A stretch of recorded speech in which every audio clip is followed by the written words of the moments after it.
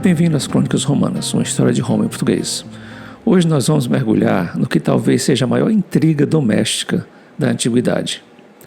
Como vimos, o Império Romano estava em paz, governado pelo nosso querido Augusto. Mas nos bastidores do palácio se desenrolava uma dança das cadeiras para decidir quem herdaria o império. E no centro desse turbilhão estava uma mulher extraordinária, uma que a gente já conhece, a Lívia Drusila. Para muitos historiadores antigos, ela foi a arquiteta implacável de uma sucessão que seria banhada em sangue da linha do Augusto. Uma mulher que o povo amava, mas que a aristocracia temia. Então, a Lívia era a esposa ideal ou uma vilã implacável em Roma? Vamos lá investigar. O Augusto é o primeiro imperador. Ele transformou Roma, mas ele tem um problema mortal. Ele não tem um filho biológico para sucedê-lo. Ele tem apenas uma filha, a Júlia. O sangue juliano, da família do Júlio César, seria a fonte de legitimidade do império, e ele precisava que esse sangue continuasse no trono. O Augusto, a gente viu, sobreviveu a guerras civis, mas a mortalidade dos seus herdeiros julianos vai se tornar sua maior tragédia. E aí vai entrar o plano B. E o plano B não é do Augusto, o plano B é da Lívia.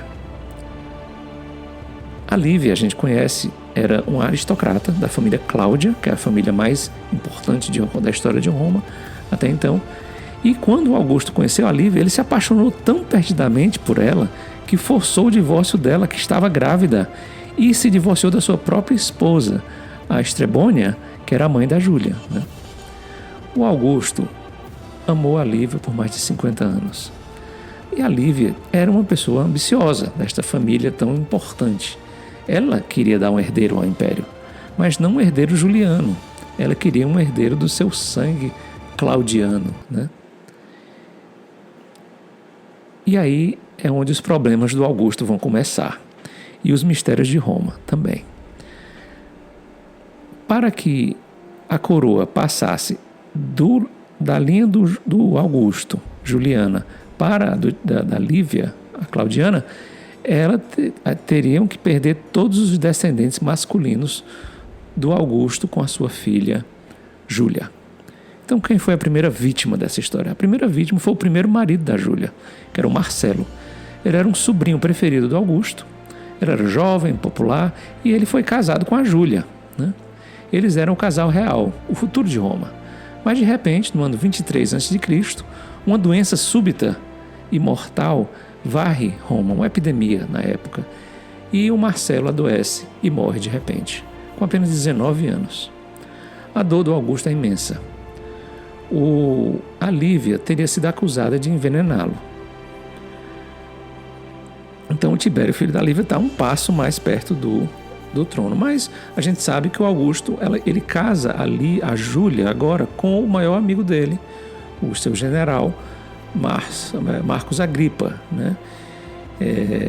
Eles têm 3 filhos. A Júlia e o Marcos Agripa têm 3 filhos. O Caio, o Lúcio e o Agripa Póstumo. Póstumo é aquele filho que nasce depois que o pai morreu. O Augusto adota os 2 mais velhos, o Caio e o Lúcio, e os treina pessoalmente para serem seus sucessores. Esses 2 netos eram os amores da vida do Augusto. Mas o destino teria outros planos. Apesar de ambos serem saudáveis e serem muito promissores, no ano 2 depois de Cristo, o Lúcio, que está indo para a Espanha, morre subitamente, a caminho de comandar lá os exércitos. Os historiadores indicam que a Lívia e o Tibério teriam colocado em prática esse assassinato por temer o retorno dele com experiência militar, né? O irmão mais novo, Caio, no ano 4, vai para a Armênia resolver uma disputa lá com o rei da Armênia e morre. De repente, uma batalha, uma ferida que era aparentemente descrita como leve, 2 dias depois ele está morto. Acredita-se de novo que a Lívia teria facilitado essa morte através de um médico lá dentro das tropas romanas. Então, esses 2 netos amados do Augusto, 2 príncipes saudáveis, em menos de 2 anos, nos lados opostos do império, um na Espanha e um na Armênia, estavam mortos, né? O Tácito, inclusive, ele diz que ambos foram arrebatados pela morte, ou pela Lívia, né? Com o Caio e o Lúcio fora do caminho, os 2 netos, resta o 3º neto, né? Que é o Agripa Póstumo. Mas o Agripa Póstumo, realmente, ele é descrito em muitas histórias como um jovem muito rude e de um temperamento muito difícil. A maneira como eles os descrevem, às vezes lembra até um paciente com um transtorno bipolar. Mas, valendo-se dito, né? A Lívia, que já tinha controle muito grande do seu esposo, o do Augusto, ela consegue fazer com que o Augusto decida pelo banimento, pelo exílio desse seu único neto sobrevivente para uma ilha chamada Planásia, que é uma ilha longe lá de Roma. Resta então o Tibério. O Tibério acaba sendo o único herdeiro homem viável restante. O Augusto, a contragosto, o adota como filho e, apesar de quebrado emocionalmente, o Tibério fica na linha de sucessão, né? A conspiração nesse ponto chega a um momento de quase ruir, porque corre um boato em Roma que o Augusto fez uma viagem secreta à ilha para visitar o Póstumo, lá no seu exílio. O segredo chega aos ouvidos da Lívia e dizem que houve ali um momento em que a Lívia decidiu que estava na hora do Augusto sair da jogada. Então ele adoece gravemente no ano 14 depois de Cristo, já com 76 anos de idade, e muitos suspeitam de envenenamento, né? Além da mais famosa, que é registrada pelo Cássio Dio também, diz que ele teria sido envenenado por figos frescos do seu próprio quintal, né? Teria dito que ela colhia os figos, comia alguns que não estavam envenenados, os seguros, e oferecia os envenenados para Augusto. Ele teria ficado doente. Enquanto Augusto agonizava, a Lívia agiu rápido. Ela manda cercar o palácio com guardas, com tropas, né? Ele divulga boas notícias que o imperador está se recuperando, mantém essa fachada até que o Tibério consiga chegar lá no palácio. Somente quando todas as medidas de segurança estavam tomadas, a morte do Augusto é anunciada e a ascensão do Tibério como imperador é anunciada imediatamente. E qual foi o primeiro ato desse novo imperador? Foi mandar assassinar o Agripa Póstumo, né? O último neto Juliano do Augusto. Um grupo de soldados foi até a ilha e executou o rapaz imediatamente. A Lívia, então, garante o trono para o seu filho Tibério.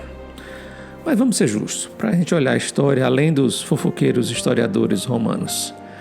Roma era um local mortal. A mortalidade infantil e juvenil era altíssima, mesmo para a aristocracia. Um pequeno corte podia dar uma infecção que não tinha como controlar, né? Então, Marcelo, Caio, Lúcio podem ter morrido de causas naturais, né? Roma também tinha um preconceito enorme contra mulheres poderosas. Usar esse arquétipo da madrasta má é uma maneira fácil de criticar o regime imperial, controlado por intrigas domésticas. Claro que a Lívia não era inocente, ela era uma política magistral da família mais política e influente e poderosa de Roma, né? Ela, com certeza, influenciou a escolha do Tibério como sucessor do Augusto.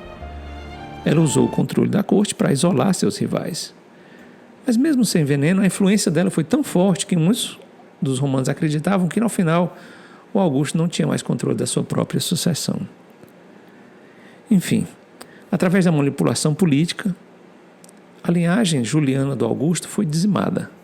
O Augusto lutou para manter esse sangue, mas no final a dinastia Júlio-Claudiana, que governaria Roma pelos próximos 50 anos, foi mais moldada pela astúcia da família Cláudia da Lívia do que pelo sangue e a força da família Júlia do Augusto.